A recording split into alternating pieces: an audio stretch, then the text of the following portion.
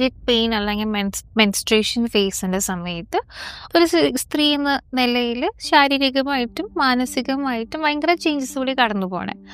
ആ സമയത്ത് അവരനുഭവിക്കുന്ന പല കാര്യങ്ങൾക്ക് അവർക്ക് വേർഡ്സിലോ ആർട്ടിക്കുലേറ്റ് ചെയ്യാനോ ക്ലാരിറ്റി ഉണ്ടാവണമെന്നില്ല.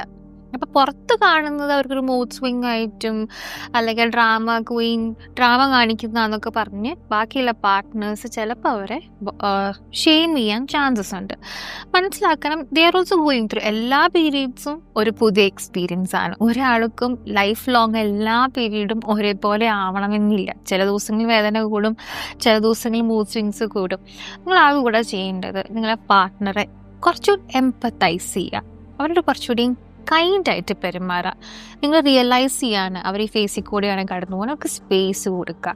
വലിയ കാര്യങ്ങളൊന്നും ചെയ്യേണ്ട, ഒരു കുഞ്ഞ് ചായ ഉണ്ടാക്കി കൊടുക്കുക, ഒരു ഹോട്ട് ബാഗ് പ്രിപ്പയർ ചെയ്ത് കൊടുക്കുക, അവർക്ക് കെയർ കൊടുക്കുക. Just let them know you are seen. ഇത്രമാത്രം ചെയ്താൽ മതി.